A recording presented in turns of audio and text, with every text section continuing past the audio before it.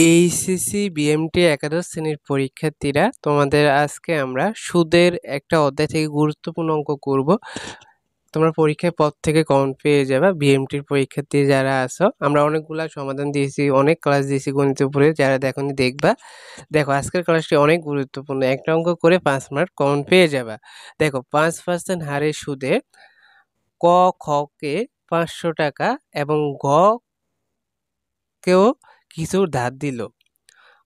5% হার সুদে ক খকে 500 টাকা এবং গকেও কিছু কি ধার দিল। 4 বছর পরে ক সর্বমোট 4 বছর পরে ক সর্বমোট 200 টাকা সুদ পায়। ক গকে কত টাকা ধার দিয়েছিল, এটা বের করতে হবে। হ্যাঁ, তো দেখো তোমরা এখানে ক্ষয়ের ক্ষেত্রে আগে করবা, তারপরে ঘয়ের ক্ষেত্রে করলে অঙ্কটা হয়ে যাবে। তো দেখো এখানে তোমরা আর সমান লিখবা 5%। হ্যাঁ, আর সমান যেহেতু এখানে 5% সুদ বলছে মুনাফার হার, তাহলে 5/100 ভাগ করতে হবে, পার্সেন্ট দিলে 100 দ্বারা ভাগ করতে হবে, তাহলে এখানে হবে 0.05। পর থেকে একটু মনোযোগ দাও। ফি হচ্ছে 517 টাকা, এই যে আসলে এটা। তারপরে এন হচ্ছে 4 বছর, এই যে 4 বছর।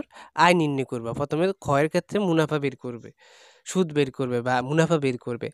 ক্ষয়ের ক্ষেত্রে আমরা জানি আই সমান পিআরএন বা পিএনআর। তো দেখো পি হচ্ছে 500, আর হচ্ছে 4, এন হচ্ছে 0.05, তাহলে এটা সবগুলা গুণ করলে হবে 100 টাকা। 100 টাকা আমরা ক্ষয়ের ক্ষেত্রে পেয়ে গেলাম। এরপর দেখো গ এর ক্ষেত্রে এখন কিভাবে করব। তো এখানে লিখবা আবার সুদ আই সমান, তোমরা 210 থেকে 100 বিয়োগ করবা।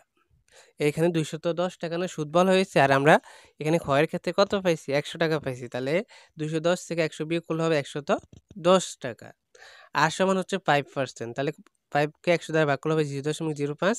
এন হচ্ছে 4 বছর, আগের মতোই ফি বের করতে হবে এখন আমাদের।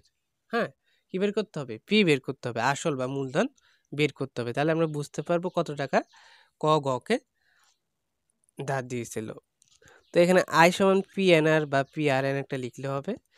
আই সমান 100, পি এর পি, এখানে এন হচ্ছে তোমাদের 4 বছর, আর হচ্ছে 0.05। তো 110 লিখবা, পি এর পি লিখবা, এই দুইটা গুণ করলে হবে 0.2।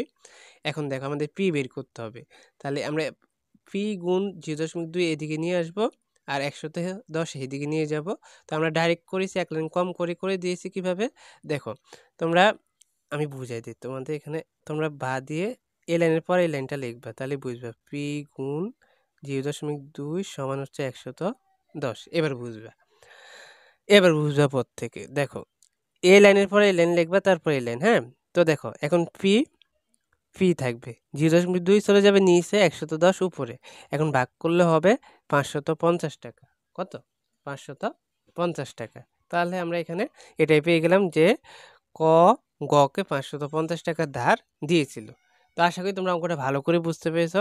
আমরা আরও কয়েকটা ক্লাস দিব। হ্যাঁ, তোমাদের বিএমটি শাখার পরীক্ষার্থীদের আরও কয়েকটা ক্লাস দিব, অনেকগুলো ক্লাস দিয়েছি। পর থেকে দেখো, আশা করছি ওইখান থেকে কমন পাবে। ধন্যবাদ সবাইকে।